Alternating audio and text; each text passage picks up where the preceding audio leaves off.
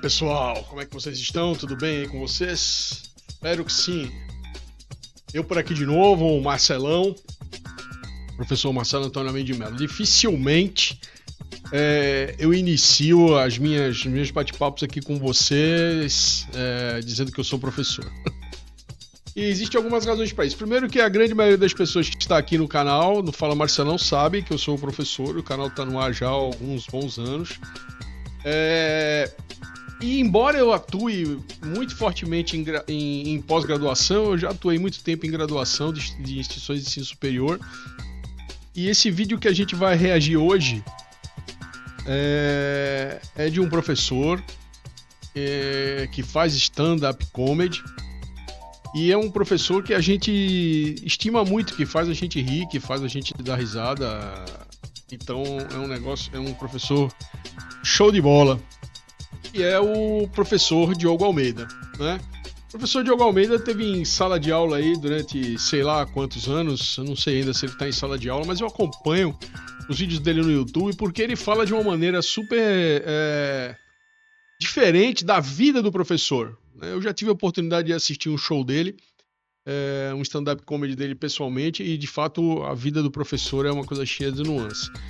Bom, ele essa semana gravou um vídeo, é sobre esse vídeo que a gente vai reagir, falando dos professores e da realidade do ensino brasileiro. O ensino brasileiro é uma coisa que vem... Eu sei que todos vocês sabem que a educação no Brasil não é... Como todas as áreas, né? Educação, saúde, segurança... Tudo no Brasil vem degringolando nos últimos anos e a educação talvez seja... Como eu lido com isso o dia inteiro, é o mais triste, é o que mais me deixa chateado, porque eu vejo, eu acompanho.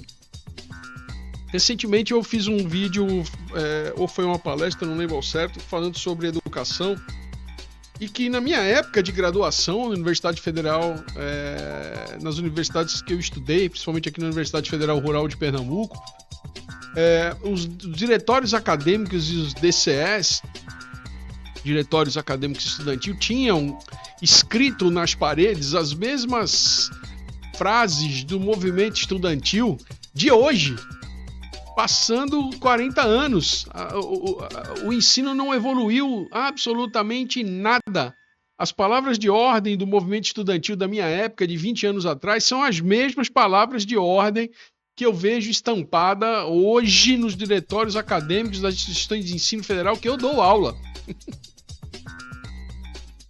Sabe? E a gente se pergunta, o estudante não aprendeu nada? O diretor, o coordenador acadêmico, o reitor dessas instituições não aprendeu nada?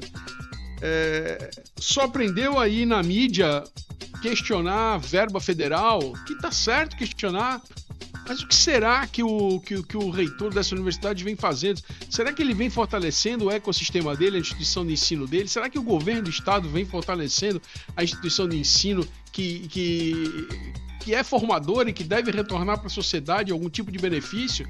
Afinal, as instituições de ensino federal, estaduais, municipais e as particulares também estão lá para formar cidadão, para formar pessoas de bem, que retribuam para a sociedade algo de bom.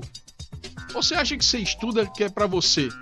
Você estuda que é para você ganhar dinheiro, você estuda que é para você se engrandecer, você estuda para você se formar, você estuda para você ficar nessa. É isso mesmo. Então, por isso que chegou onde chegou. Nós vamos reagir aqui ao vídeo do professor. Antes eu vou soltar a vinheta e aí vocês me aguardem que eu vou já reagir ao vídeo do Diogo, tá bom? Então fica aí com a vinheta de abertura do canal e a gente já volta, né? 5 segundos, 10 segundinhos.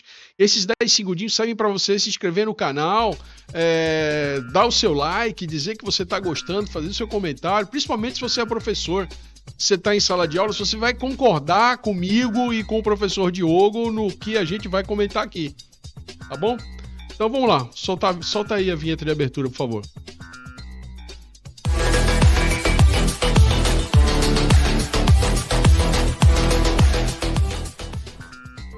Eu vou te contar uma coisa que eles não querem que você saiba.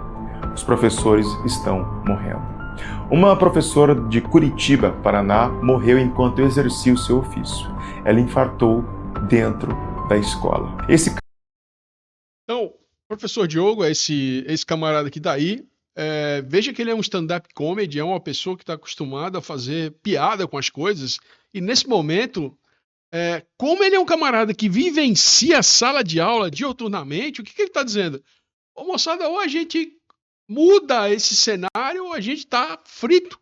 Vai ficar nessa? Vai continuar nessa? É assim que vai continuar? Tem certeza? É isso que vocês querem para a educação brasileira? É isso que vai continuar acontecendo?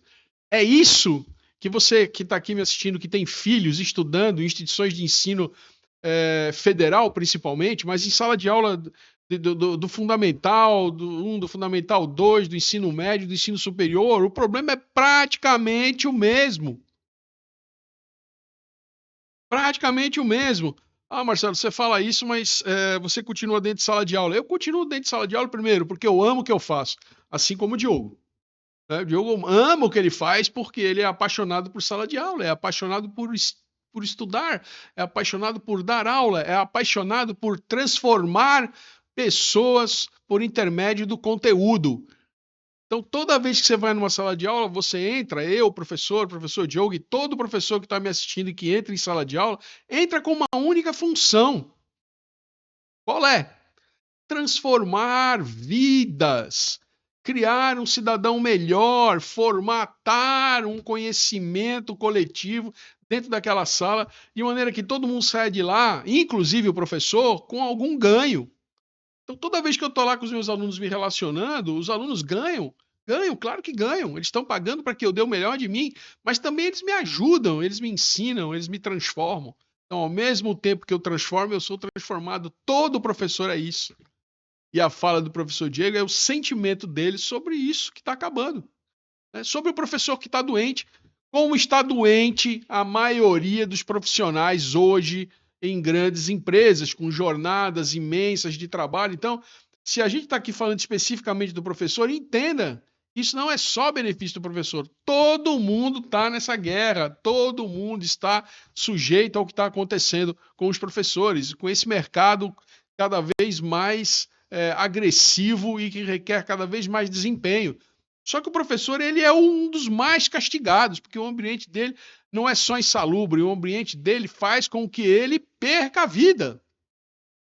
O caso aparentemente isolado reflete o que está acontecendo na educação brasileira. Os professores estão morrendo. Ser professor virou sinônimo de periculosidade. Ser professor virou sinônimo de insalubridade. Tanto é que em 2040 haverá uma falta, um gap de professores. Afinal, ninguém mais quer ser. Vale a pena. Quem é que quer ser espancado em sala de aula? Quem quer ser espancado em sala de aula? Deixa eu ver se eu volto aqui essa imagem para vocês entenderem do que ele está falando. Tá falando de professor espancado, cara, em sala de aula. Professor que não consegue mais dar aula. Ser professor virou sinônimo de periculosidade. Ser professor virou sinônimo de... Professora é espancada por família de aluno ao cobrar dever de casa. Nem foi o aluno. E o pior de tudo, a família que condiz com isso. A família vai na escola, a família vai atrás do professor. A família, que raio de família é essa?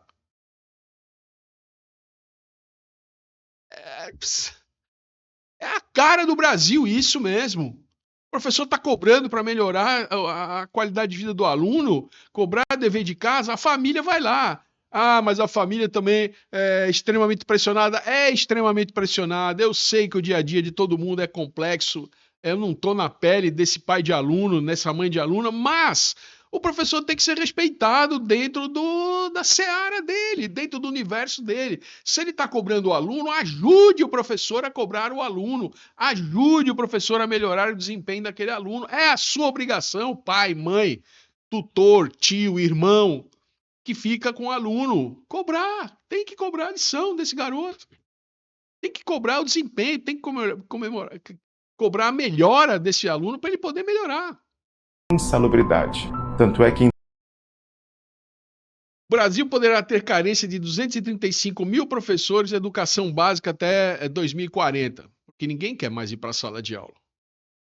Vocês já viram aí professor que tomou tiro, professor que foi esfaqueado, professor. Se você procurar aí nos últimos anos, você vai ver uma quantidade de professor que passou por episódios extremamente traumáticos. Então, isso é tudo reflexo da educação do brasileiro, ou da falta de educação dos brasileiros. O pai, geração boomer, que cobrava, hoje na casa dos 60, 60 e poucos anos, 70 anos, cobrava ao filho posições dignas. Olha, você tem que ser o primeiro da sala. Se você for mais do que o terceiro da sala, você vai ter que estudar dobrado, você vai perder você vai perder o teu direito de sair, você vai perder a tua mesada. Hoje em dia, se o pai tirar o celular do aluno, né? Se o pai tirar o celular do filho, esse filho é capaz de tirar a vida do próprio pai, da própria mãe, como tem aí, busque na internet aí.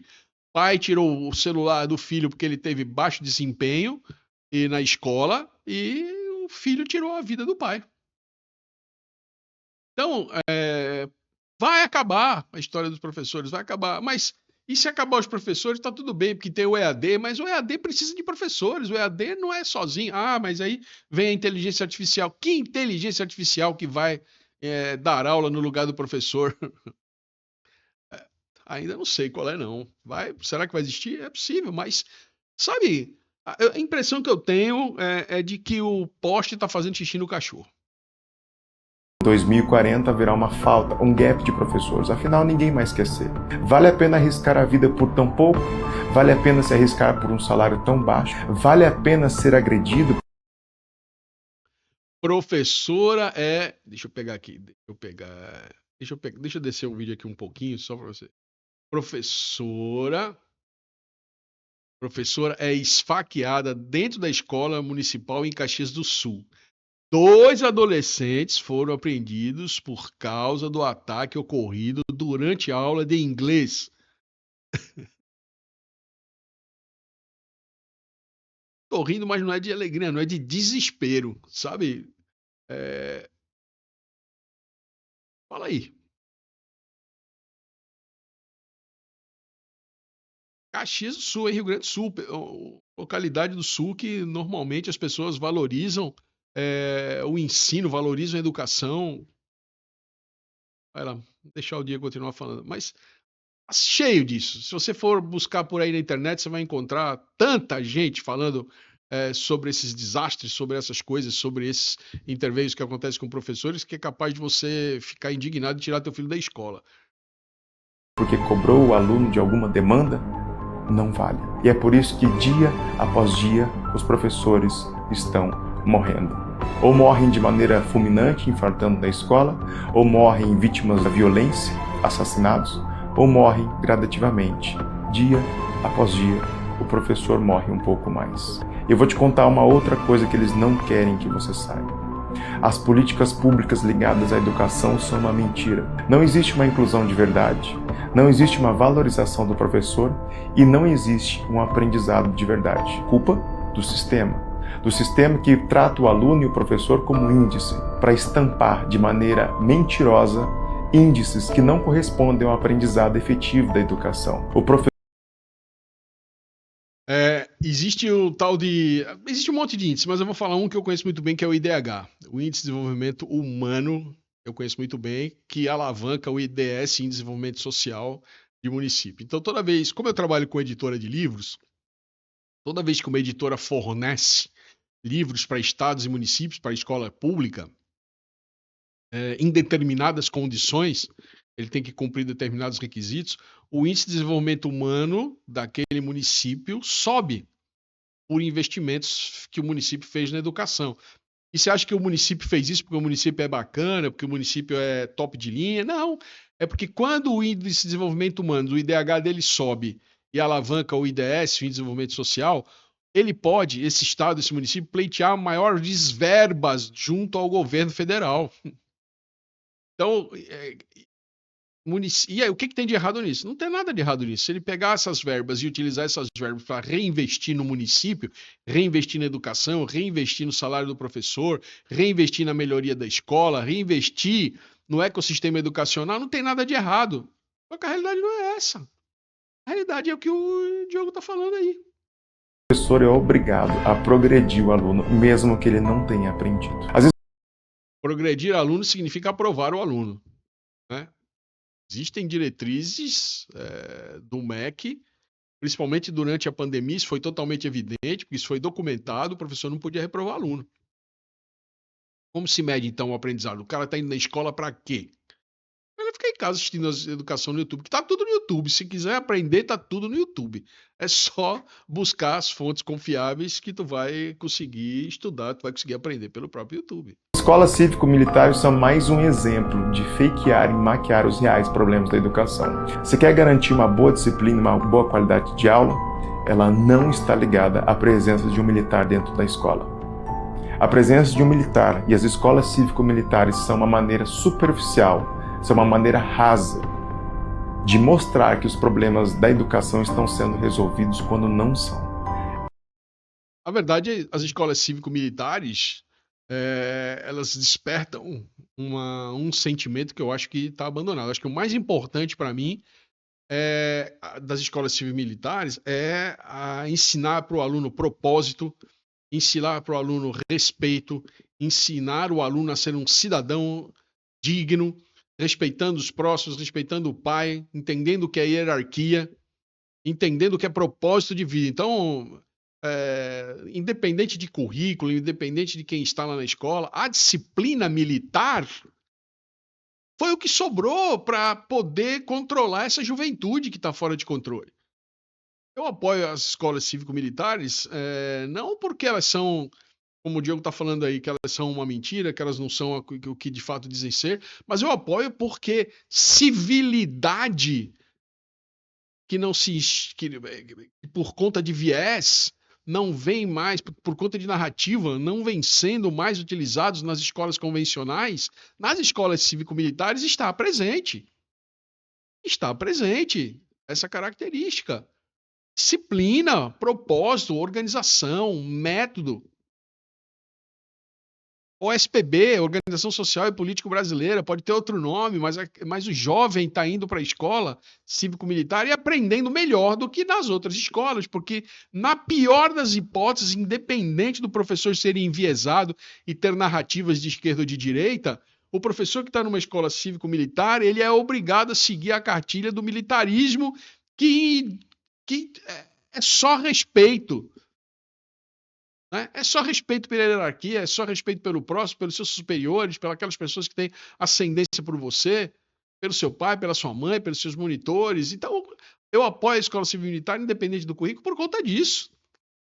Alguém tem que pôr respeito, alguém tem que pôr propósito na cabeça dessa molecada.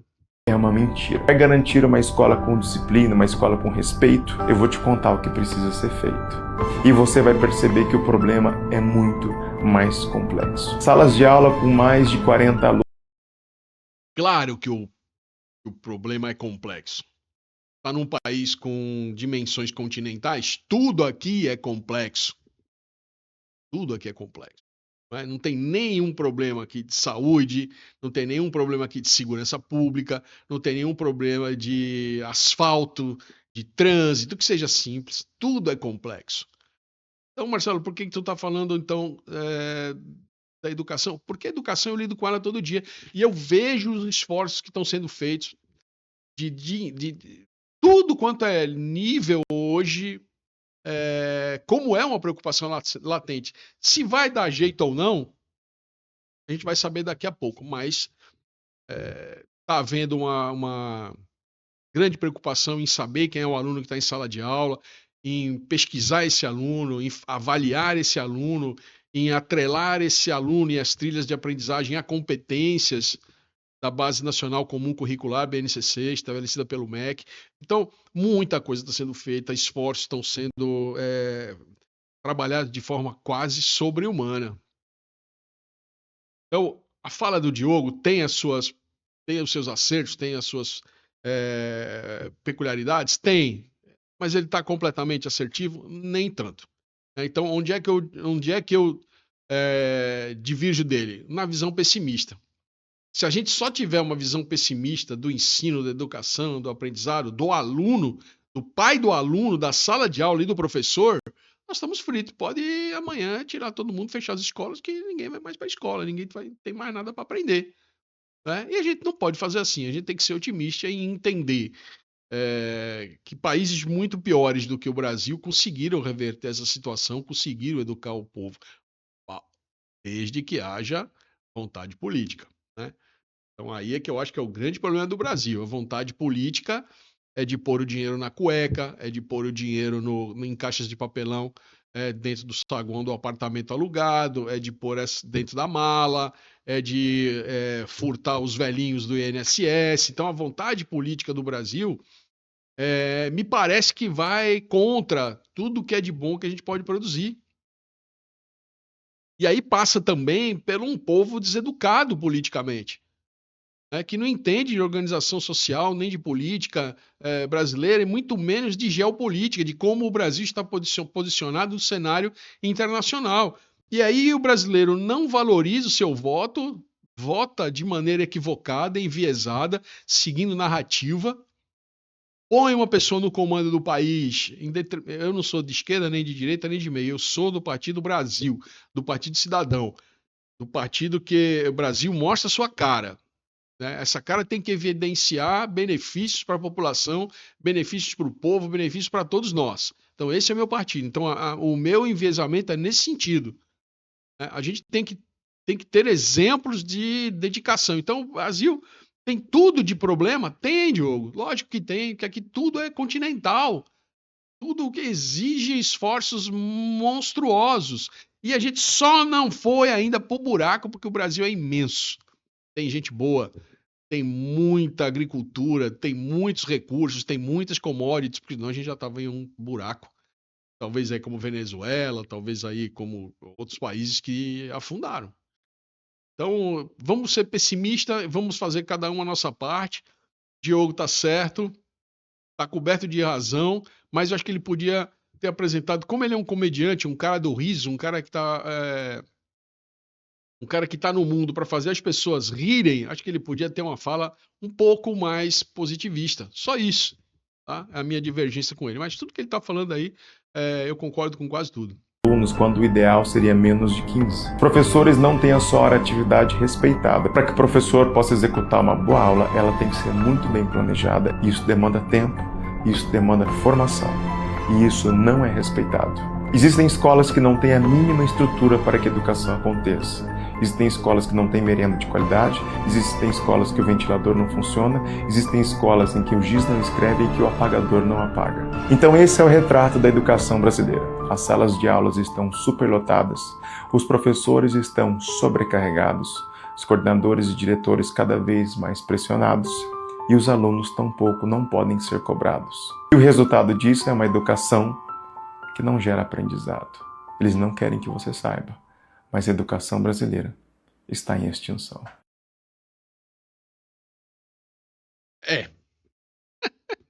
Pois é. Não vou me estender mais nisso não. Já abusei, já fiquei chateado já com isso. Vocês não vêm aqui no canal para ver nunca, raramente vocês vêm eu fazendo um vídeo assim baixo astral, mas esse foi um dos que eu vou fazer essa semana. Tem mais uns 2 ou 3 de coisas que o Brasil mostra a sua cara e cada vez menos eu gosto dessa cara que o Brasil mostra, tá bom? É isso, pessoal. Muito obrigado por vocês estarem aqui. O canal tá batendo aí 50 mil inscritos. Isso para nós, nesse mês aqui de junho de 2025, é um número que a gente nunca imaginou em alcançar e só cresce, né? Só cresce. O que faz a gente ter aí uma visão de futuro, né? De chegar a 100 mil inscritos, a 500 mil inscritos, a 1 milhão de inscritos aí num período breve. Então, muito obrigado a você que está aqui com a gente esse tempo inteiro, muito obrigado a você que prestigia, muito obrigado a você, professor, ou meu aluno, né? Ou professor que trabalhou comigo nas instituições de ensino das quais eu fui coordenador. Deixa aí sua opinião no vídeo, coloque aí se eu estou certo, se eu estou errado, se o professor aí do qual eu reagi o vídeo está correto. E vamos ver o que a gente pode fazer de melhor para melhorar isso tudo. Grande abraço para vocês. Vamos para o vídeo aí a vinheta de encerramento. E como vocês bem sabem, né, é uma vinheta que a gente vai usar aqui durante todo o ano, em homenagem aqui ao aniversário do canal. Grande abraço para vocês, até breve e tchau!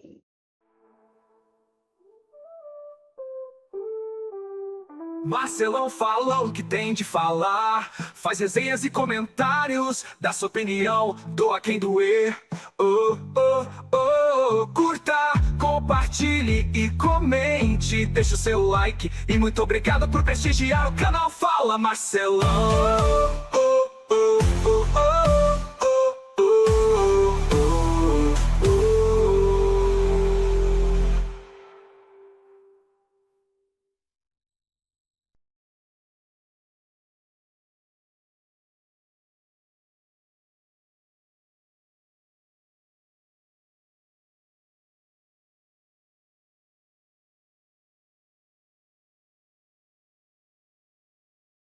E aí, pessoal, tudo bem com vocês? Eu de novo por aqui, o Marcelão. E estamos indo aí para o nosso conteúdo número 7 nessa playlist que fala aí dos ambientes tóxicos de trabalho. Hoje a gente vai falar do iceberg, né? Eu trouxe uma ferramenta para vocês para a gente sintetizar o que a gente falou nos 6 episódios anteriores. Então a gente vai sintetizar o que a gente falou nos 6 episódios anteriores através de um infográfico. Então eu vou trazer um infográfico para vocês, que eu acho que é a melhor maneira da gente fixar esse conteúdo, para que não fique nenhuma dúvida depois e para que vocês não carreguem dúvidas nesse sentido e que seja uma coisa fácil da gente trabalhar. E ao mesmo tempo vou elucidar alguma coisa que pode ter ficado desapercebida, escondida embaixo do tapete aí. Lembrando sempre que vocês podem deixar seus comentários nos vídeos, né? É importantíssimo para nós. Como é que a gente, se você não gosta dessa metodologia que a gente aplica, como é que a gente poderia aplicar outro tipo de metodologia que fosse mais fácil para você compreender? Se você gosta também do conteúdo que a gente trabalhou nessa playlist, por favor, deixe assinalado, né? Deixe suas dúvidas, suas orientações, deixe seu comentário. É muito importante que você deixe seu comentário. Baseado no seu comentário, o YouTube recomenda mais ou menos os nossos conteúdos. Então é muito importante que você faça isso. E se você de fato gostou, achou que a gente contribuiu de alguma forma, se inscreva também no canal, traga um amigo, multiplique esse conteúdo, envie esse conteúdo para alguém que vai fazer bom uso desse conteúdo, tá bom? Dito isso, tendo sido dito, vamos para a nossa vinheta de abertura, né? A vinheta também tem esse propósito, são 10 segundos de vinheta para você ir lá, se inscrever no canal, ativar o sininho para receber as nossas próximas produções, tá bom? Dê essa força para nós aí, não custa nada, pô, não vai cair o seu dedo, não leva mais do que 10 segundos, nem 10 segundos leva, pouquíssimos segundos, não custa absolutamente R$1 para você e para nós é muitíssimo importante. Vá lá, faça sua inscrição. Vamos para a vinheta então de abertura e a gente já volta discutindo aí o conteúdo.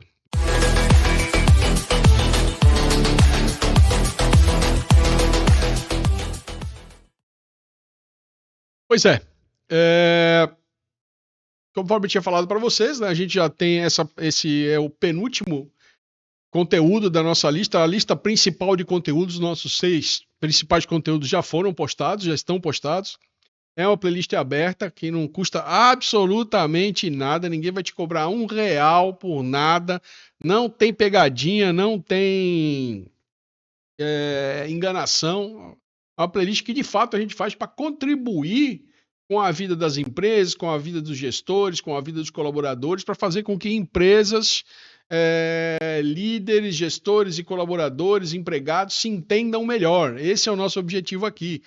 Porque nas nossas consultorias a gente percebe que quando a gente está nas empresas, que as empresas nos chamam, todos os problemas que eu estou listando aqui, todos os problemas que eu estou listando aqui, eu já vi isso em empresa. E eu me baseio muito para fazer os nossos conteúdos em coisas reais, em fatos que eu vejo no meu dia a dia, diante das organizações. Epidemia de esgotamento, muita gente ficando esgotada, muita gente com burnout, pressão invisível do dia a dia para cumprimento de metas, como é que a legislação, a NR1 que está vindo por aí, vai tentar proteger esses empregados. Esgotamento, como é que as pessoas esgotadas ainda ficam em pé, ainda conseguem se manter em pé, para onde que caminha isso? Para onde caminham as relações trabalhistas? Para onde caminha o emprego para onde caminha a produção, para onde caminha a produtividade. Sexto, saúde mental é prioridade legal? Será que você de fato pensa nos seus colaboradores ou você diz que pensa e na verdade não tem nenhuma ação produtiva que proteja o seu colaborador? Então hoje nós vamos para o infográfico, vou falar um pouquinho aqui para vocês do que é visível, do que é invisível, do que é tangível, do que é intangível, preparando vocês aí para o último conteúdo dessa playlist, que é o nosso conteúdo Extra 2, que vai falar sobre líderes, né?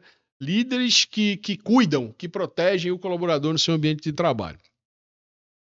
Beleza? Então vamos seguir aqui. Bom, por que do iceberg? Né? O iceberg é uma ferramenta, é um infográfico que divide o ambiente, divide o assunto, vamos dizer assim, porque pode ser aplicado para qualquer tipo de conteúdo, divide o assunto naquilo que é visível e naquilo que é invisível. Então divide em duas partes o problema. Aquilo que é extremamente pertinente, coerente, aquilo que está lá para todo mundo ver, e aquilo que está debaixo do tapete, que não está tão claro assim, mas que faz parte. Está lá para você ver, está lá para as outras pessoas verem. Só às vezes não pode ser identificado de cara. Às vezes você precisa de um pouco mais de atenção e um pouco mais de indicadores para enxergar o que está debaixo do iceberg, né? Teoricamente estaria sob as águas. Né? Se está debaixo do iceberg, está sob as águas, o que seria então o invisível. Então vamos lá. Entendeu por que eu vou usar a metodologia do iceberg? Para ajudar você, para facilitar as coisas para você. Conflitos e sintomas percebidos são a ponta, o que está em cima. Tudo que é percebido, tudo aquilo que é visível, que é tangível, que é palpável, está lá relacionado na parte superior do iceberg, naquela camada de gelo que a gente enxerga quando alguém mostra um iceberg, quando você vê um filme, quando você vê lá o filme do Titanic que bateu no iceberg. O que está por cima é o que você está enxergando, o que está por baixo é que você não está enxergando, né? E o real perigo, às vezes, está submerso, na parte de baixo. E como está submerso, não está incomodando muito, às vezes a gente não trata como deveria tratar. Né? Deveria tratar com mais cuidado, e não trata, porque está lá embaixo, ninguém vê, às vezes está lá misturado com o conteúdo do dia a dia, está lá misturado com outros assuntos e ninguém presta atenção nisso, ninguém presta atenção naquilo, vai ficando, um dia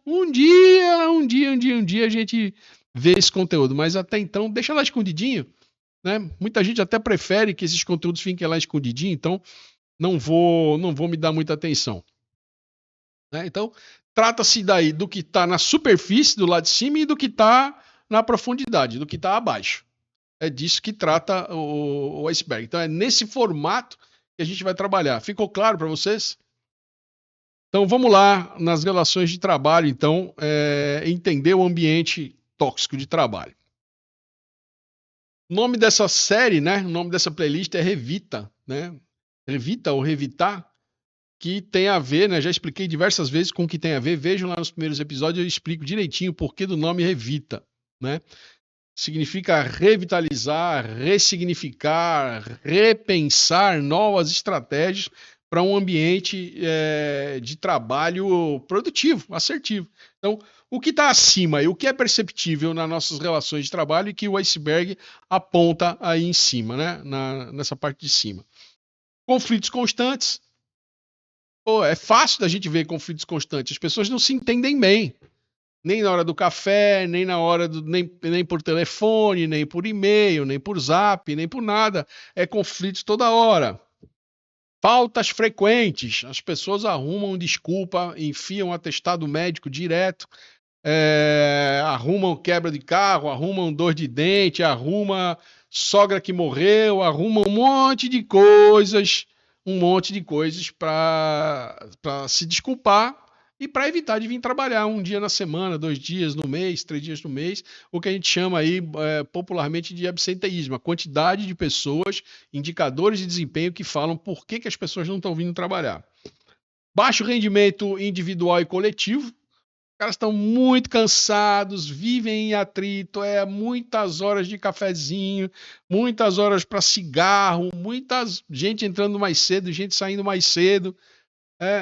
Eu não sou a favor do colaborador ficar na empresa se ele já resolveu todos os problemas. Já resolveu todos os seus problemas do dia? Já.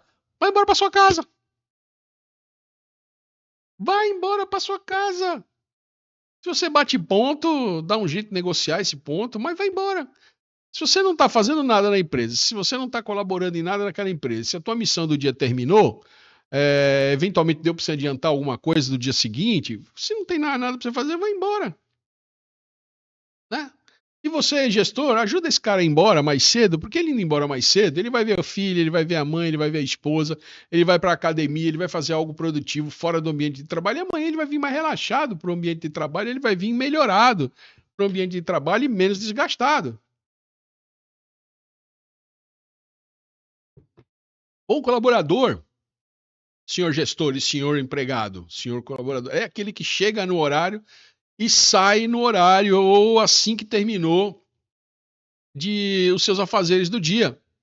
Não adianta ele ficar ali, ele é mais uma descarga, ele é mais uma lâmpada acesa, ele é mais um ar-condicionado ligado, ele é mais uma série de coisas ali que não vão estar ajudando. Terminou o teu dia, vai embora. Então, às vezes, o baixo rendimento individual e coletivo é por conta disso. Aquele cara que já terminou as suas atribuições do dia, os seus afazeres do dia, fica ali conversando, tirando a atenção dos outros, fica ali fazendo macaquice, fica ali desviando a atenção dos outros. Então, terminou. Vai embora, meu filho, vai embora pra tua casa. Vai embora cuidar da tua vida, vai embora. Deixa os outros que estão precisando trabalhar aqui trabalhando, tá? Então, é isso. Prestação de serviços ruim, muitas pessoas reclamam do teu pós-venda, muitas pessoas reclamam do serviço que você dá ou do produto que você entrega, muita gente reclamando. Então, muitas demissões, que a gente chama de rotatividade no ambiente de trabalho, entra gente, sai gente, entra gente, sai gente, entra gente, sai gente, entra gente, sai gente. Isso é o que é perceptível numa relação de trabalho, o que é fácil da gente ver, da gente enxergar no ambiente de trabalho. Desculpa, minha garganta não está muito boa hoje, mas a gente já melhora isso. Então, o que é perceptível no ambiente de trabalho é essas relações que não se encaixam direito. E o que está dissimulado, o que está escondido, que poucas vezes a gente vê? Favoritismo. Às vezes tem um líder que vai mais com a cara desse ou daquela, por essa ou por outra razão. Equipes que não são coesas, que não remam o barco para o mesmo canto. Equipes onde um se encosta, outro se encosta, um não faz questão, outro deixa para lá. Caso você não saiba, gestor, o colaborador, para prejudicar a relação de trabalho, ele é muito criativo. E às vezes basta ele não fazer nada. Basta simplesmente ele virar um vaso de planta no ambiente de trabalho. Se ele virar um vaso de planta no ambiente de trabalho, ele já está ali pecando por omissão, sem fazer nada, né, e já causa um transtorno no ambiente de trabalho, simplesmente por não fazer nada. Então, equipe sem coesão é uma equipe que não rema para o mesmo canto. Um está mais ou menos, outro está infeliz, outro está triste, outro está sem reconhecimento, outro está sem salário, outro está com a esposa em casa que não está bem, os filhos não estão bem na escola, o cara está passando por uma separação, está passando por uma situação doméstica ruim, por uma situação... sabe, várias coisas podem causar um colaborador ruim e uma quebra de coesão na equipe. Despreparo, o favoritismo é uma das coisas que... né? Burnout, muita gente caindo em licença médica por burnout, por excesso de carga de trabalho. Comunicação ruim. Falei para vocês já no decorrer dos episódios anteriores, dos 6 episódios anteriores, eu falo disso e vou falar mais ainda no próximo episódio, no 8º episódio, quando eu falo do líder. E o líder é o principal causador de uma falta de diálogo, de uma quebra de comunicação nas relações de trabalho. E por que o líder faz isso? Será que é proposital? Será que não é proposital? Às vezes nem é proposital. Mas o fato é que a comunicação tem que ser boa. E se a comunicação tem que ser boa e ela está ruim, o que a gente faz para que ela melhore? Vou mostrar para vocês no próximo episódio, aí falando da liderança que tem uma boa comunicação. Falta de reconhecimento genuíno. As pessoas são elogiadas pela frente, mas por trás elas são bombardeadas de críticas. Então é o que a gente chama de reconhecimento genuíno. E de fato é verdadeiro. É aquele abraço que você dá, é aquele reconhecimento que você dá, é aquele afago que você dá, que de fato está vindo de dentro do seu coração, senhor gestor, senhor líder de equipe, senhor patrão. Né? Não adianta você só reconhecer o cara ali na frente de todo mundo e por trás você descer a lenha no cara. Não dar condições para ele trabalhar, não ver meritocracia nas coisas pelas quais ele trabalha, né? Não entender, não ter empatia por aquele colaborador que está lá. Então, várias razões vão fazer um elogio, vão fazer um reconhecimento não ser genuíno. Excesso de trabalho. Às vezes, eu não sei o que dá na cabeça de determinados líderes e gestores de determinar metas que são completamente surreais. Metas completamente irreais, metas que não são tangíveis, metas que não são realizáveis. Eu não sei o que dá na cabeça de determinados líderes e gestores de fazer isso. Eu sei que as empresas têm que crescer, eu sei que é necessário ter metas, eu sei que é necessário ter indicadores, mas tenham metas reais, que não sejam metas excessivas e que acabem com a saúde do empregado. Chefe surdo. Às vezes não é que ele é surdo, ele é cego, ele é mudo também. Né? Ele não escuta o que o colaborador está falando para ele, não escuta de jeito nenhum. Não vê e não ouve. Ele não ouve, ele não escuta, não vê e não ouve o que o empregado está falando para ele. E não ouve, não vê, não escuta por quê?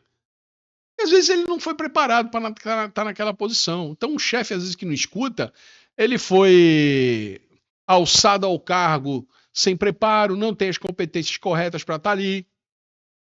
Ou foi uma má contratação. A empresa precisava contratar um líder e um gestor rapidamente, contratou sem fazer um onboard legal ou sem checar as competências, as habilidades, as atitudes daquele chefe, daquele gestor. Ou o cara ainda está o gestor ainda está em período de experiência.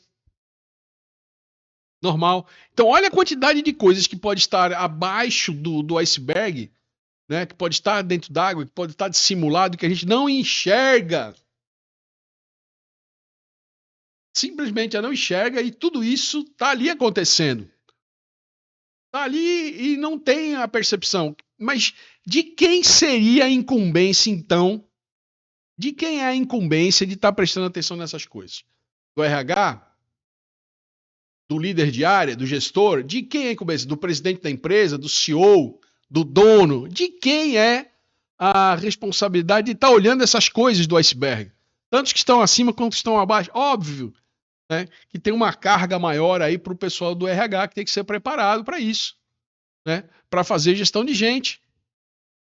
Gestão de gente é entender tudo isso, é entender o que está acima, né, os conflitos, é entender as faltas, é entender o absenteísmo, baixo rendimento, prestação de serviços ruins, muitas demissões, é entender o que está acima e entender o que está abaixo. Por que do favoritismo deste ou daquele? Porque esse favoritismo, eventualmente, pode até se transformar numa coisa ruim. Pode se transformar em assédio, pode se transformar em um monte de coisas. Isso pode vir a prejudicar a empresa. Então, esse item que está embaixo do iceberg, debaixo d'água e que ninguém está vendo, isso pode ser uma doença que está ali acontecendo, engrossando, crescendo, pode ser um bicho que está se transformando ali e você não sabe o que é ainda. Mas que a hora que esse bicho de fato se mostrar, subir lá para o topo do iceberg, subir para a parte visível do iceberg, pode ser que seja tarde demais e ele já tenha feito muitos danos e muito prejuízo. né? Então, casos de assédio hoje nas empresas é o que mais se vê. Assédio de baixo para cima, assédio de cima para baixo, assédio de pares do mesmo nível. Então, enxergar antes que as coisas aconteçam, tudo que está abaixo do iceberg, é uma atitude inteligente. Então, chefe surdo, segue mudo, tá bom de checar por que é que esse cara é cego, por que é que esse cara é surdo, por que é que esse cara é mudo e por que é que as competências dele estão desalinhadas, estão promovendo um ambiente de trabalho que adoece os colaboradores, um ambiente de trabalho que não é saudável. Esse chefe, esse líder, esse gestor está fazendo isso de caso pensado ou está fazendo simplesmente porque ele é um ignorante, um desativado nessas competências para que se tenha um ambiente de trabalho interessante para os empregados daquela empresa, né? Então, às vezes o cara não tem culpa, às vezes ele simplesmente não foi preparado, né? E ele tá cego, ele tá surdo, ele tá mudo, porque ele não sabe o que fazer, ele não sabe para onde correr, ele não sabe a quem recorrer. Então, às vezes, o chefe também não tem quem o ouça. Não tem o presidente da empresa, não tem uma pessoa no RH, não tem quem ele ouça, e aí ele vai ficando cada vez mais atolado nas próprias... Vou falar uma palavra aqui, mas não vou falar, não. Ele vai ficando cada vez mais atolado nas próprias teses. Ele vai fazendo uma quantidade de besteira tão grande, ele vai se atolando, se atolando, se atolando, se atolando, e os colaboradores, por sua vez, não ajudam ele a sair daquilo, porque também não sabem se querem ajudar aquele cara. Provavelmente eles não querem ajudar o cara a sair dali, porque eles querem mais que aquele chefe se dane. O que se mistura aí também com esse próximo e último item aqui, que é o item do desrespeito, da insurgência, né, contra as pessoas, contra os processos. Então, um colaborador que ele é insurgente, que ele é desrespeitoso, o que levou ele a isso? E como faz para corrigir isso? Não é? Vai precisar contratar uma consultoria, vai precisar fazer uma dinâmica de gestão de pessoas e de como lidar com conflitos? Eventualmente pode até ser. Recentemente eu estive numa empresa fazendo uma multinacional em Curitiba, fazendo uma palestra para quase 2.000 pessoas, onde o tema era abrace. Aprenda a abraçar as pessoas, aprenda a ter empatia para evitar esse desrespeito, para acabar com essa insurgência, para criar laços afetivos, para criar laços de comprometimento com colaboradores, entre colaboradores e líderes que não se respeitam. Então, às vezes, fazer uma gestão de conflitos dentro da empresa melhora sobremaneira os resultados daquela empresa. Melhora sobremaneira a produtividade, melhora sobremaneira o absenteísmo. Acaba com aquela quantidade de pessoas doentes, transforma as metas em coisas tangíveis e realizáveis. Metas que não são realizáveis não são metas, são sonhos. E esse cara que está lá sonhando por quê? Por quê? Então, é bom a gente parar para pensar, então, em tudo isso. Entre superfície e profundidade, entre o que está em cima e o que está abaixo, o que é visível e o que é invisível, é uma sintomatologia complexa. O ambiente tóxico de trabalho ele não surge de um dia para o outro, nem de uma noite para outra, nem da atitude de um colaborador isolado, nem de um gestor isolado, nem de uma pessoa isolada. E também não é um caso isolado. Normalmente, quando você tem um ambiente tóxico de trabalho, esse ambiente está respingando para todo mundo. Até para o cliente, que não tem nada a ver com isso e que não está dentro do ambiente ali, que não tem nada a ver com o iceberg, ele tá submerso por osmose. Os maus serviços da empresa, o mau comportamento dos colaboradores, chega ao usuário final de produtos e serviços de maneira a ressaltar a competência ou a incompetência daquela empresa, prestando aquele serviço ou entregando determinado produto. Pode estar no pós-venda, o reflexo disso tudo. Pode estar em custos abusivos, por exemplo, do gasto de água, do gasto de luz, do gasto de telefone, pessoas horas e horas e horas e horas e horas no WhatsApp. O cara tá direto no WhatsApp lá. O WhatsApp é ferramenta de trabalho. Eu sei que é. É, para mim, ferramenta de trabalho, mas eu só fico no WhatsApp o tempo necessário para resolver os problemas que são do WhatsApp. Eu tenho clientes, eu tenho leads, eu tenho pessoas aqui que eu preciso falar durante o dia, ou eu estou usando o WhatsApp para falar besteira com um colega, para falar besteira com a namorada, para tá fazendo nada. Então, é interessante, né? Não sou contra o telefone no ambiente de trabalho, não, o smartphone. Eu sou extremamente a favor do smartphone no ambiente de trabalho, desde que ele esteja ali para contribuir. Se ele estiver ali para tomar atenção, não está servindo para nada. E tem gente que, como eu, tem mais de um, viu? Então, pessoal, muito cuidado quando a gente está falando de ambientes tóxicos de trabalho, de achar que aquilo é uma coisa isolada.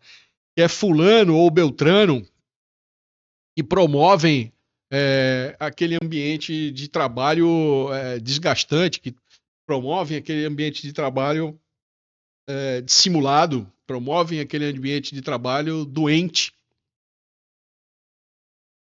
Né? Então, como é que a gente resolve isso? Tirando o que está debaixo do tapete. Então, o que está debaixo do tapete, o que está ali debaixo do iceberg, é o favoritismo, equipe sem coesão, burnout, comunicação ruim, falta de reconhecimento genuíno, excesso de trabalho, chefe surdo, segue mudo, desrespeito, insurgência, tudo que são relativo às pessoas e aos processos, isso tudo tem que ser tratado. Tem que ser feita uma anamnese, né? Traga uma pessoa, um psicólogo organizacional. Pouquíssimas pessoas conhecem o papel do psicólogo organizacional. Pois é, o psicólogo organizacional existe. Ele não é um coach, ele não é um mentor, ele é um psicólogo organizacional. Ele é uma pessoa preparada para entender essas demandas de um ambiente de trabalho. E bem possível que eu faça um vídeo aqui falando só do psicólogo organizacional. Cara. Psicólogo organizacional é uma pessoa que está lá pronta para entender o que é perceptível e o que é dissimulado dessas relações e ajudar a fazer uma anamnese inteligente, entender o que está acontecendo e ajudar aquela empresa a tratar essas doenças, ajudar o RH a tratar esses problemas. Então, o psicólogo organizacional existe. Eu sou um psicólogo organizacional formado em psicologia organizacional. Eu tenho uma pós-graduação em psicologia organizacional e gestão de pessoas. Quando eu vou numa empresa fazendo consultoria, eu não vou lá nada. Eu não sou aquela pessoa que vai desfavorecida. Eu vou uma pessoa que vai com argumento. Eu sou um psicólogo organizacional preparado para atuar, para ouvir líderes, para ouvir gestores, para ouvir as demandas daquela empresa e ajudá-las a tratar, chegar em algum lugar comum. Então é nesse sentido que funciona o iceberg, né? Ajudando a gente a tornar o invisível visível e tratável.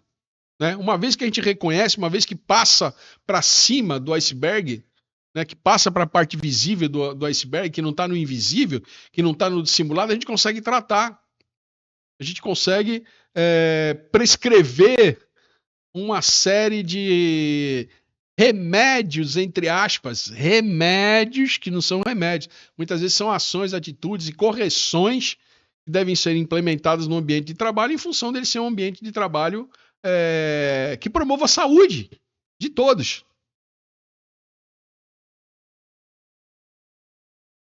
É isso, pessoal. Falei já demais sobre isso. Ainda vamos falar mais. Vou fechar essa série, né? Fechamos o Revita, pelo menos por enquanto. A ideia é que a gente feche o Revita com esses 8 conteúdos, sendo que o próximo deles é referente à liderança que cuida e que protege. Né? Líderes que cuidam e que protegem os seus colaboradores dentro do ambiente tóxico de trabalho. Como promover um melhor ambiente de trabalho para os seus empregados, fazendo com que a empresa, de uma forma geral, tenha um melhor aproveitamento e produza mais com os mesmos recursos que ela tem. E também tem isso, né? Uma empresa bacana produz bem com o que ela tem. Tá bom? Então é isso. Vamos aí para o próximo conteúdo, para o episódio 8. Eu aguardo vocês no próximo episódio, tá bom? Por enquanto é só. Um grande abraço. Vamos para a vinheta aí de encerramento, que é um presente para vocês. Um grande abraço, até breve e tchau!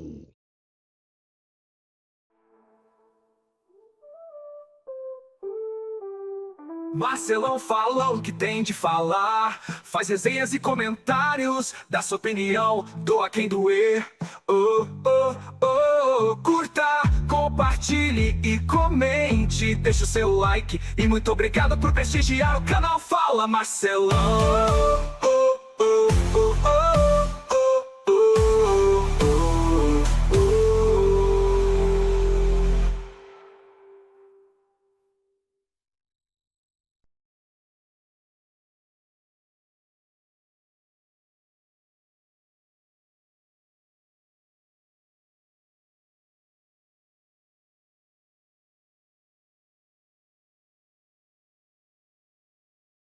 Fala pessoal, tudo bem aí com vocês? Eu tenho certeza que sim. Eu aqui de novo, Marcelão. Olha aí, ó, as camisas que a gente vai sortear aí pros nossos inscritos, olha aí. Essa é uma das camisas. Aí. A gente vai sortear aqui pros nossos inscritos. Espero que vocês gostem, viu? Essas camisas deram muito trabalho para serem feitas. E a gente vai despachar aí. Aguardem as promoções que a gente vai fazer para vocês. Bom, conteúdo, o episódio número 8 faz parte dessa playlist que a gente está falando de saúde mental. E são 2 episódios extras, né? Apresentamos para vocês aí o episódio 7. Foi o último episódio que a gente colocou no ar, que fala aí do iceberg, né?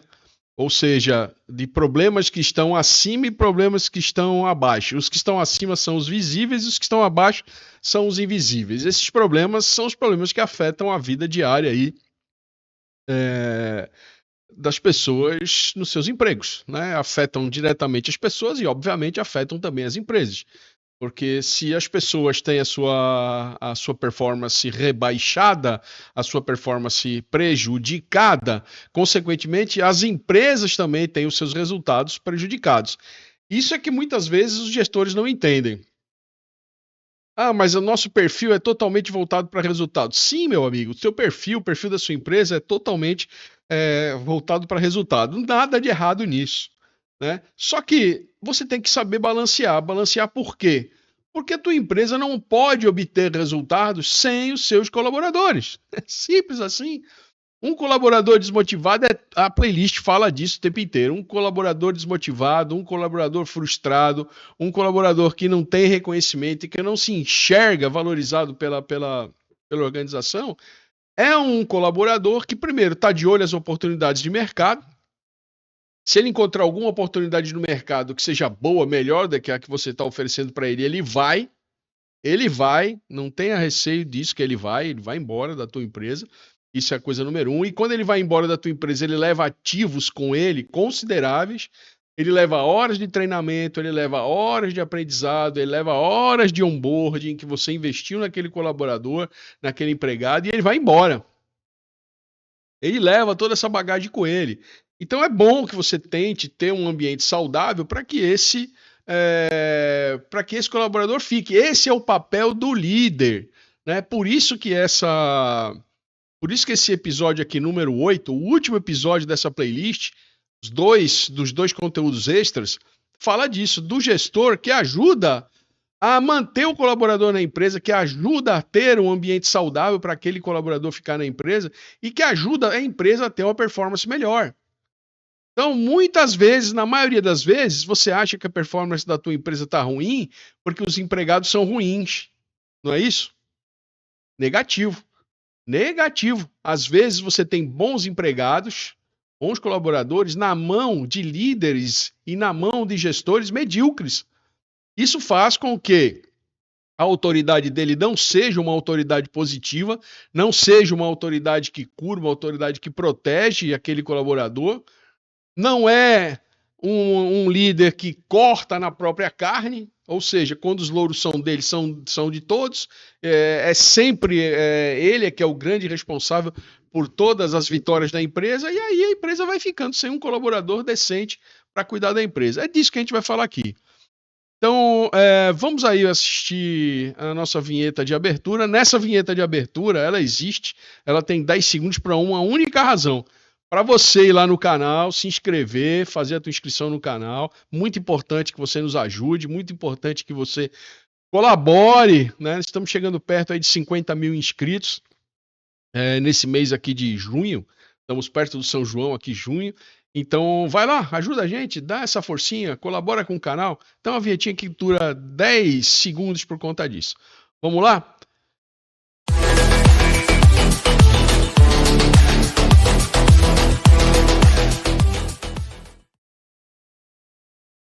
Pois é, como eu havia comentado com vocês, né? Esse é o último episódio aí dessa série.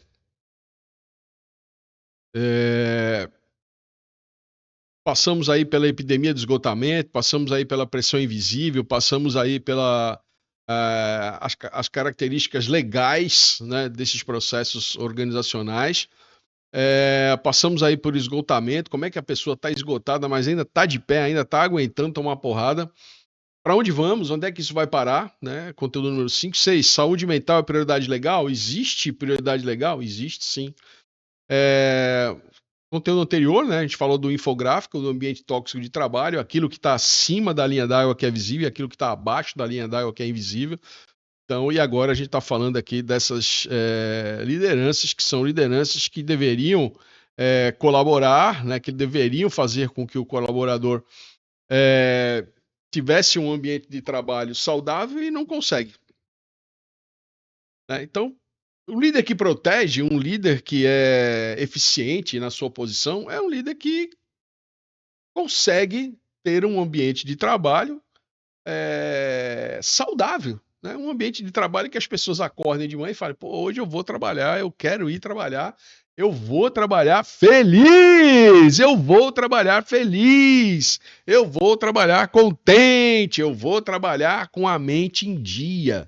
Eu vou trabalhar focado nas minhas coisas, eu não preciso ficar me preocupando com um ambiente de trabalho tóxico, inseguro, que me desmotiva e que não me leva a nada. Então, um bom líder, ele consegue proteger não só o empregado, ele está protegendo a produtividade da empresa, ele está protegendo a sua posição, ele está protegendo os acionistas, ele está protegendo os consumidores, ele está protegendo os compradores de insumos. Então, um líder que protege, ele protege tudo isso. Não é só um líder protecionista, não. Um líder que atua ali, como é que eu posso falar para vocês? Colocando embaixo das asas dele os seus pintinhos. Não é isso, não. Não é colocar os pintinhos embaixo da asa, não. É colocar os colaboradores num lugar de respeito, num lugar de valorização, para que a empresa melhore a sua performance. Então, esse é o líder que protege. Então, conforme a gente falou no nosso conteúdo anterior, no conteúdo que fala aí do iceberg, né? Essas coisas que estão em cima da água, né, da linha d'água, que são visíveis para todo mundo, né, que são os ambientes, os itens, as características, né, do ambiente tóxico de trabalho, o líder ajuda a lidar com todos esses conteúdos, não só o que está em cima da água, mas o que está abaixo d'água. Né? Ajuda com que a cultura do trabalho seja uma cultura, não só uma cultura declarada, presa na parede, ali atrás, escrito alguma coisa, não. Um líder eficiente, um líder que protege, é um líder que ajuda os colaboradores a lidarem com o perceptível e com o dissimulado. O perceptível, o que está acima da linha d'água, e o dissimulado, aquilo que está abaixo da linha d'água. Então a gente tem que entender como é que esse líder... eu não tinha mudado o slide. Perdão. Então, está em cima d'água, que está embaixo d'água, né? O que é perceptível, aquilo que é fácil da gente ver, e aquilo que é dissimulado, aquilo que está difícil da gente encontrar, difícil da gente ver. Então, esse é um líder que protege, um líder que ajuda a lidar com todas essas coisas que a gente mencionou no episódio número 7, no episódio anterior, quando a gente falou do iceberg. Então, o iceberg é uma lição boa se o líder for um líder consciente. 5 características básicas aí do líder que protege, para não ficar enrolando muito com vocês, para que esse vídeo não fique longo. Primeiro, incentiva a prática do autocuidado. O cara quer que o colaborador vá no dentista, o cara quer que o colaborador mantenha os seus exames aeróbicos, anaeróbicos em dia, ele quer que o colaborador vá frequentar uma academia, vá fazer caminhadas, vá fazer dinâmicas laborais que ajudem esse colaborador a ter uma melhor saúde mental, uma saúde física, uma saúde em todos os sentidos. Então ele promove isso, autocuidado, né? Promove na empresa atividades de ginástica laboral, isso é bem interessante. Tem empresas que hoje têm unidades de RH bem presentes na vida do colaborador e que promovem esse tipo de atitude, né? Promovem esse tipo de eficácia. Às vezes até no próprio ambiente de trabalho tem lugares que tem academia, né? Empresas que têm academia, ou que tem um profissional que vai lá, um personal trainer que vai lá promover atividades, ou tem alguém do RH que foi já capacitado para ter essas competências de liderar atividades na empresa, ou indoor ou outdoor, empresas que têm um espaço legal. Por exemplo, a gente fez durante muito tempo, eu apliquei uma dinâmica chamada TEAL, Treinamento Experiencial ao Ar Livre, que levava colaboradores para lugares de natureza, né? Podia ser para fazer uma caminhada, lugares para fazer uma trilha, para fazer um abraço de árvore, um monte de atividades laborais, e que isso era estimulado, né? Então, tanto para si, né? Um líder também tem que cuidar da sua saúde, cuidar da sua, né? Ir no dentista. Vai no dentista, meu amigo, vai no dentista, vai ajudar, vai cuidar do seu dente, vai cuidar da sua aparência, vai cuidar do seu físico, né? Vai cuidar de tudo. Então, líder que promove autocuidado, isso é a característica número 1. Característica número 2, que ajuda a estabelecer limites, ou seja, principalmente evitar que o colaborador misture o pessoal com o profissional, né? O que significa misturar o pessoal com o profissional? Significa que o cara tem hora para entrar, tem que entrar muito cedo na empresa, e depois a hora de sair é a hora que só Deus sabe. Permite que a empresa ligue para ele toda hora, a empresa esteja ligando para a casa dele, esteja no telefone dele, esteja invadindo o e-mail dele. Então, o líder que é inteligente e que sabe resguardar o lado pessoal e o lado profissional do colaborador só ganha. Eu acho que eu até já mencionei isso aqui algumas vezes, eu tinha um parente muito próximo que ele dizia que ele tinha 2 maletinhas. Uma maletinha de que, quando ele chegava em casa, ele guardava na estante, era a maletinha do trabalho, e ele pegava a maletinha do pai, do avô, daquele pai de família que estava lá. Então a maletinha dele ele tinha essas 2 maletinhas, e ele não misturava as coisas. O problema do trabalho ficava na maletinha do trabalho, e problemas pessoais, quando ele saía de manhã, ele largava a maletinha doméstica, vamos chamar a maletinha doméstica, lá embaixo da prateleira, e levava a maletinha e saía com a maletinha profissional. Então, muito cuidado com esses excessos, muito cuidado com essas invasões, muito cuidado de ficar enchendo a paciência do colaborador fora do ambiente de trabalho, porque ele começa a ficar sentido, ele começa a ficar dolorido, e começa a receber uma sobrecarga de trabalho, e essa sobrecarga de trabalho não vai ajudar em nada, só vai prejudicar esse trabalhador e vai levar ele a um estado de burnout, que a gente já falou aqui também bastante sobre burnout. Então, essa é a característica muito 2 dos líderes que protegem. Cortar na própria carne. O líder que corta na própria carne é um líder muito sábio. E ele entendeu desde muito cedo que quando o time ganha, não é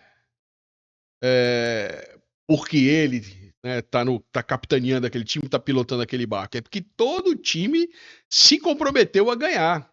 não é? Todo time de vendas, todo time de marketing, todo time de produtividade, o time de compras, o time do RH, todo mundo, todos os stakeholders, todo mundo que faz parte daquela empresa ganha e ajudou aquele líder a ganhar. Ele não ganhou sozinho. Se ele pensa que ele ganhou sozinho, ele está ligeiramente enganado, né? O líder que pensa que ganhou sozinho está ligeiramente enganado. Ele é trouxa se ele acha que ele ganhou sozinho. E se ele perdeu, ele tem que cortar na própria carne. Pô, ele tem que dizer, eu tenho a minha parcela de culpa. Eu sou tão culpado quanto os meus colaboradores, porque esse processo não dá certo, porque essa situação não deu certo, porque esse lançamento de produto ou de serviço não deu certo. Eu sou tão culpado tanto, ou mais culpado do que os meus colaboradores quando algo não dá certo na empresa. Isso é um fato. Então, cortar na própria carne é reconhecer isso. É reconhecer que quando dá certo, o louro é de todos, não é só meu, não sou só eu que vou lá me vangloriar, que vou lá, eba, eba, eba, eba, né? Não sou eu. Ou vai lá pro presidente da empresa e fala, ei, chefe, eu sou o máximo, chefe. Eu sou o cara. Não é que você é o cara, eu sou o cara. Você e o seu time são os caras. Não existe líder que vence sozinho. Não existe. Não existe. E não existe time que perde sozinho, sem o líder. Perdeu com o líder mal orientando. Então, é isso que não tem. Então, cortar na própria carne, na minha visão, na minha humilde visão, talvez seja o mais difícil de todos. Porque o líder é egóico, porque o líder vem cheio de bagagem, normalmente ele está ali numa posição diferenciada, em uma posição de destaque, e às vezes ele gosta de estar nessa posição de destaque, para ele faz bem, está sendo evidenciado, está ali naquele patamar, está ali em cima daquele pódio. Então muitas vezes o líder está lá feliz, né? Naquela posição de destaque, de ser. E às vezes ele pode até estar bem feliz ali, merecer essa posição, desde que as coisas fluam, né? Fluam bem para todo mundo. 4, o líder que protege e facilita o diálogo. Eu vou falar para vocês a verdade mais nua e crua. Toda vez que eu vou numa empresa, dar uma consultoria, fazer um mentoring ou fazer um coaching, vou dizer para vocês, a maioria dos problemas daquela empresa, todas as empresas, reside em falta de diálogo. Em canais de comunicação que não funcionam, em feedbacks que não se dão, em follow-ups que não se fazem. Cara, às vezes, por receio, não dá um feedback positivo, dá o que a gente chama de feedback, né, que são feedbacks negativos, ou o cara não foi treinado, não foi capacitado para dar um feedback positivo, então ele não faz a mínima ideia de como se dá um feedback. Sabia que tem gente que não tem a mínima ideia de como se faz um feedback, nem aonde, nem como, nem porquê?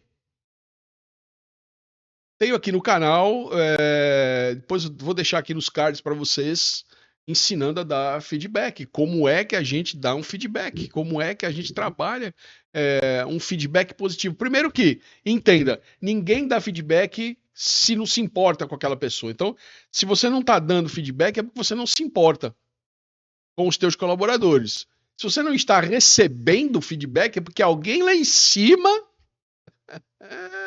também não se importa com você. Feedback, todo feedback é bom. Não existe um feedback ruim. Existe um feedback que pode estar carregado de observações improdutivas ou de observações negativas, dos quais você vai ter que aprender a melhorar. Mas um feedback ruim não existe. Todo feedback é porque você se importa com aquela pessoa. Então, preste atenção, né? Se o diálogo dentro da tua seara lá, dentro dos teus objetivos, está aberto. Se o canal de comunicação vai e vem. Se você fala e é ouvido, se o colaborador fala e é ouvido, e se o colaborador fala e é ouvido, e se aquelas reivindicações eventualmente que apareçam do teu colaborador, elas estão sendo implantadas ou se você só ouve pro forma. Pode falar, colaborador. Fala, colaborador. Chora aqui no meu ombro, chora aqui no ombrinho de papai. Chora, chora. Mas o que você faz com aquela informação do canal de comunicação aberto? Você utiliza aquele feedback que o colaborador te deu para quê? Para nada? Então, para que você colhe o feedback? Se você não utiliza o feedback para nada, é melhor você não colher o feedback, porque aquela pessoa que te deu o feedback está esperando que você produza algo com aquele feedback, que você promova alguma melhoria, que você promova algum tipo de assertividade, que você promova alguma implementação e algum cuidado diante daquele feedback. Se você não vai escutar o que o colaborador vai estar te dizendo, não vá se dispor a pegar feedback. Eu estou aqui para ouvi-los. Tudo bem. Você está ali para ouvi-los e fazer algo com aquele feedback. Se não, manda eles serem ouvidos por um psicólogo. Não por você, gestor. Manda os caras para um psicólogo que é melhor. Fala, ó, pera. Calma. Em vez de vocês ficarem falando essas coisas para mim, eu vou chamar um psicólogo, que o problema de vocês é puramente psicológico, não é de gestão, não é administrativo, não é nada, é psicológico. Então eu vou chamar um psicólogo para escutar vocês. Já se o problema for administrativo, é você, gestor, você que tem que cortar na própria carne, assimilar e fazer o jogo certo. Premie aquele colaborador que teve alguma sugestão implementada. Premie aquele colaborador na frente de todos os outros. Incentive que os outros também apresentem as suas contribuições para a melhoria do ambiente de trabalho.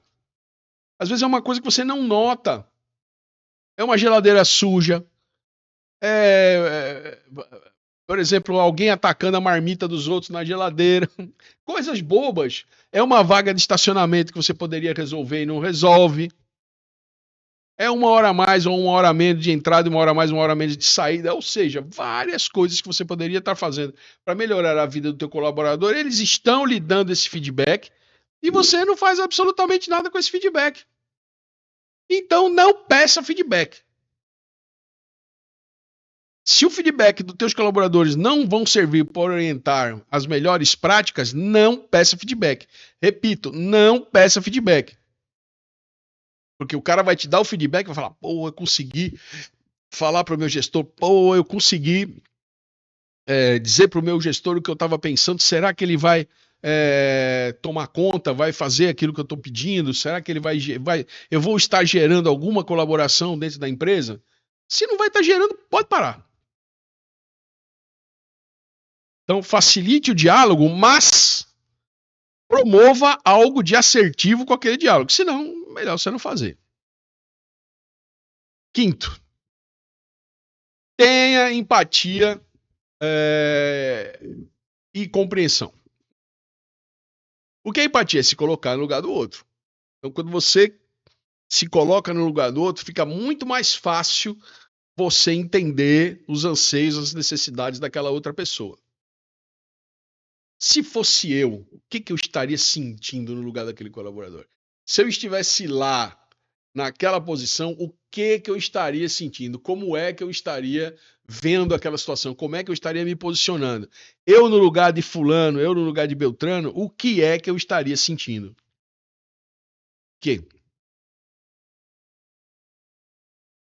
Essa é a pergunta, né? E uma vez que você encontrou o porquê, agora faça algo com esse porquê. Exercite, compreenda. Então, o ato de empatia e o ato de compreensão daquele pessoal que está na tua frente é fundamental para que a saúde mental do colaborador se mantenha. Para a sua saúde mental. Você não quer um colaborador se indispondo contigo. Você não quer um colaborador, você líder, você gestor, não quer um colaborador remando contra, jogando contra. Por sua vez, colaborador, que você tem um líder que às vezes tem dificuldade de gerir, converse com ele, bate um papo com ele, tente fazer com que ele te ouça e entenda, faça com que ele entenda a situação. Sem ameaça, sem rancor, sem nada. Na verdade, vá lá na verdade, põe as cartas em cima da mesa, apresente as reivindicações, apresente as colocações, apresente as tuas demandas, as tuas dores com verdade, com sabedoria, com diretividade. Olha, se isso for feito, vai melhorar. Olha, isso do jeito que está sendo feito não está sendo produtivo. Olha, isso do jeito que está sendo feito está fazendo com que todo mundo jogue contra. Então, tu não quer um colaborador que não colabore, gestor, líder. Tu quer um colaborador que impulsione para o mesmo canto que você. Ou estou enganado? Tu quer um inimigo dentro da tua equipe? Tu não quer. Tu quer um amigo. Tu quer uma pessoa que produza junto com você. Tu quer uma pessoa que te ajude a remar. Que te ajude a remar para o mesmo canto. Ou tu quer alguém que te ajude a remar contra a maré, contra a correnteza. Seja inteligente, gestor. Seja inteligente. Compreenda para ser compreendido. Seja empático para que os outros tenham empatia contigo e não antipatia. Vai ler a biografia de Steve Jobs, tu vai entender o que eu tô te falando. Steve Jobs era uma pessoa que tinha muita dificuldade de ter empatia com seus colaboradores. E por conta disso, seus colaboradores, na maioria das vezes, não estavam contra. Fica a dica aí, .com.br, para um líder, para um gestor que quer e que precisa de resultados melhores. Precisa de resultados melhores? Todo líder, todo gestor precisa de resultados melhores, tá bom? Então, eu acho que é isso.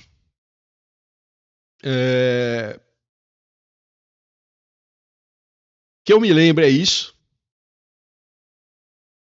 Eu acho que essa playlist que a gente produziu para vocês, esse é o último episódio, conforme eu falei para vocês, foi uma playlist que me fez muito feliz, porque é uma playlist que surgiu de um vídeo que eu fiz falando sobre o Whindersson Nunes, de uma internação do Whindersson Nunes, uma internação voluntária, porque o estado de saúde mental dele estava deplorável, né? Então a gente fez um vídeo falando sobre isso. Muitas pessoas pediram para a gente falar sobre isso, desenvolver esse assunto, então a gente desenvolveu isso em 8 episódios, falando sobre a saúde mental no ambiente de trabalho. Eu espero, sinceramente, assim, do fundo do meu coração, ter contribuído nessa playlist para melhores ambientes de trabalho para todos que nos assistem, para todos que me veem.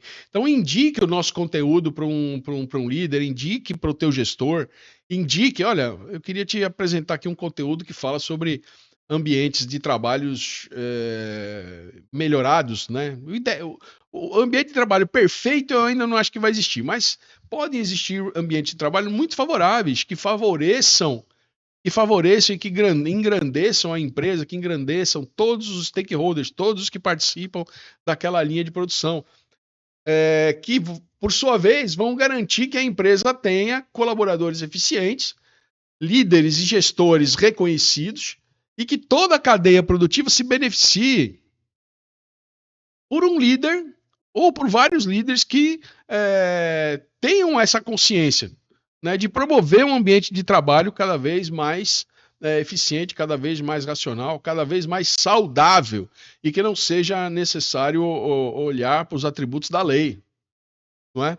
A NR1 está aí para isso, mas a gente espera que o bom senso prevaleça. Né? É tão simples ter um ambiente de trabalho bacana, basta com que você se coloque no lugar do teu colaborador e você, gestor, né, se coloque no lugar do teu colaborador e você, colaborador, ajude o teu gestor a remar para o lado bom, né? Que você ajude a remar para o lado correto, dê para esse gestor aí as melhores condições, dê os feedbacks para ele que são necessários para que ele forneça um ambiente de trabalho cada vez mais saudável. É isso. É a minha missão, trazer esse tipo de conteúdos para você. O canal fala disso, eu falo disso, eu apresento consultorias em empresas falando disso, de melhores ambientes de trabalho, ajudo em diagnósticos organizacionais para que os ambientes de trabalho sejam ambientes cada vez mais produtivos, inteligentes, de maneira que a produtividade cresça e aumente. Às vezes a empresa vai gastar uma grana com marketing, vai gastar uma grana com incentiva as suas equipes de venda e ela não faz o óbvio, né? Ela não faz o simples, ela não faz o minimamente tangível para que seus colaboradores tenham uma melhor qualidade de vida dentro da empresa e assim, consequentemente, uma melhoria no seu ambiente de trabalho, tá bom? É isso, pessoal. Muito obrigado por mais uma playlist, mais um conteúdo concluído. A próxima playlist que vem aí vai ser uma playlist bem interessante também. Vou ficando por aqui. Vamos aqui para a vinheta de encerramento. Que como eu digo para vocês, é sempre um momento de reflexão. É uma vinheta que foi feita como um presente para vocês. Um grande abraço, até breve. Tchau!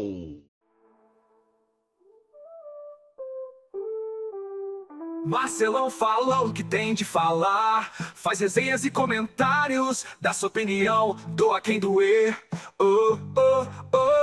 Curta, compartilhe e comente, deixa o seu like. E muito obrigado por prestigiar o canal Fala Marcelão.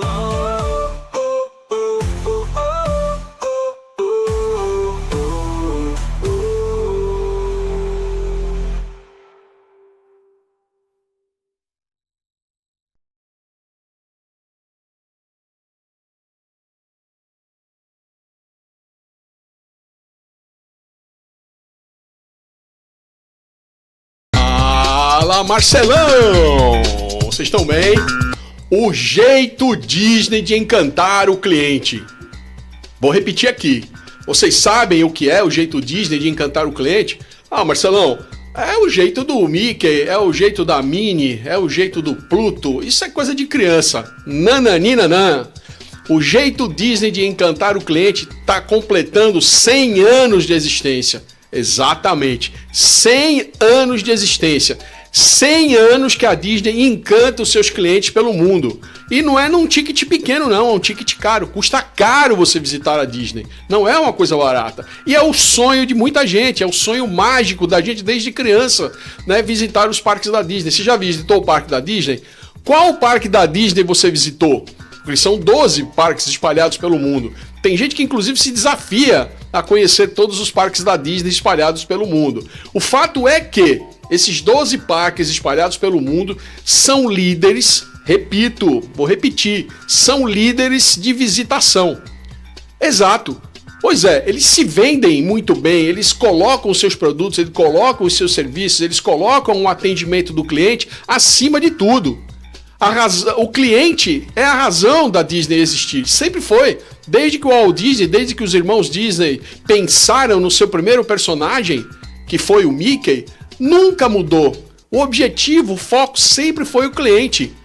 Óbvio que trabalhar com entretenimento é sempre mais simples. É diferente de você vender uma geladeira, é diferente de você vender um automóvel, é diferente de você vender cursos online. É lógico que é diferente. É diferente de você vender matrícula, mas o jeito de tratar o cliente, o jeito mágico de encantar o cliente cabe em qualquer lugar. Ah, Marcelão, mas eu vendo online, não tenho nada a ver com esse negócio de encantar o cliente não. Quem quiser que compre meu produto, é mesmo?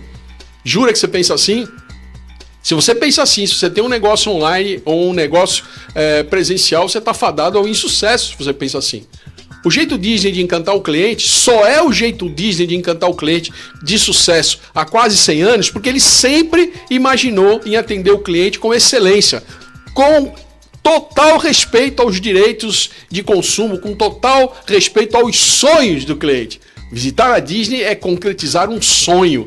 E não é sonho de criança, não. Eu conheço muito adulto que só conseguiu ir para a Disney depois de burro velho, e esse sonho de ir à Disney foi que completou a vida desse cidadão. Então, é disso que a gente vai tratar nessa playlist. Como o jeito Disney de encantar o cliente pode ser aplicado a qualquer tipo de comércio. Quer seja um comércio virtual, quer seja um comércio presencial, um pequeno comércio, um médio comércio ou um grande comércio, tratar o cliente com excelência cabe para qualquer público, e é disso que a gente vai falar. Vamos utilizar para isso como pano de fundo, como inspiração, os capítulos do livro O Jeito Disney de Encantar o Cliente. Exatamente. O Jeito Disney de Encantar o Cliente está à disposição, vocês podem comprar esse livro em qualquer lugar, mas eu vou traduzir para vocês todos os capítulos, eu vou fazer uma resenha de todos os capítulos, vou comentar todos os pontos fortes desses capítulos, e provavelmente a gente ainda tenha algum material extra que vai ser baseado nos seus comentários que você deixar aqui nos nossos vídeos, tá bom? É isso. Mais uma vez, quero agradecer a todos que frequentam aqui o canal Fala Marcelão. Estamos batendo aí 50 mil inscritos, passamos aí de 50 mil inscritos, que para nós é um sonho. E eu espero vê-los aí durante toda essa playlist. Grande abraço para vocês, a gente se vê em breve. Tchau!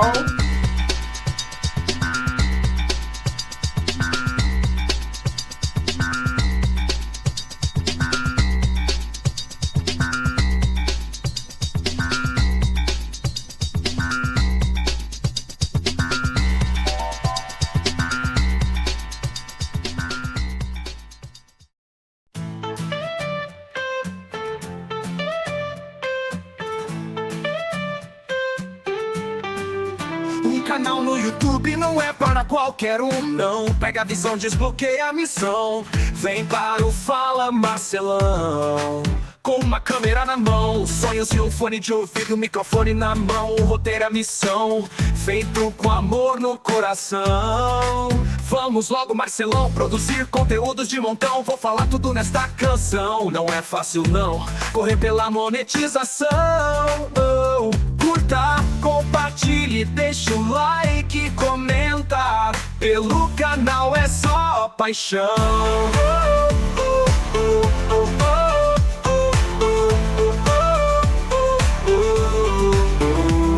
Noite a noite a edição não para, comentando os vídeos que a galera aclama. Fala alto, o Marcelão não descansa, luta pela vida com muita esperança.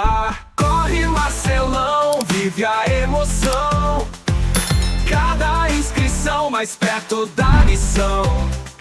Segue Marcelão sem perder a razão. O YouTube é o palco dessa canção. Veja se não esquece, curta, compartilhe, comente e deixe o seu like, só assim o canal cresce. Com a luz da tela ele ilumina o destino, caminho de luta meio clandestino. Fala com alma, brilha o espírito, cada vídeo novo é um grito infinito.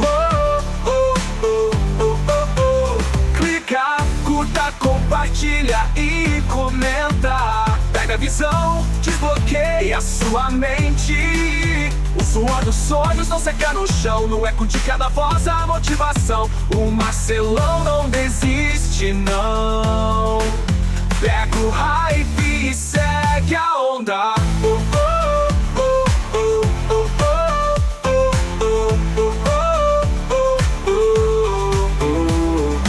Corre, Marcelão, vive a emoção. Cada inscrição mais perto da missão. Segue o canal Fala Marcelão sem perder a razão. O YouTube é o palco dessa canção. Marcelão fala o que tem de falar, faz resenha e comentários da sua opinião. Doa quem doer, curta, compartilhe e comente, deixa o seu like. E muito obrigado por prestigiar o canal Fala Marcelão.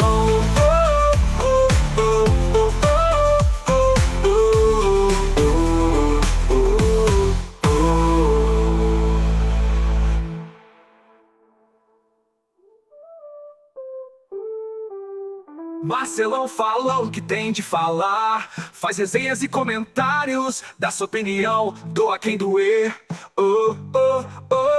Curta, compartilhe e comente, deixa o seu like. E muito obrigado por prestigiar o canal Fala Marcelão.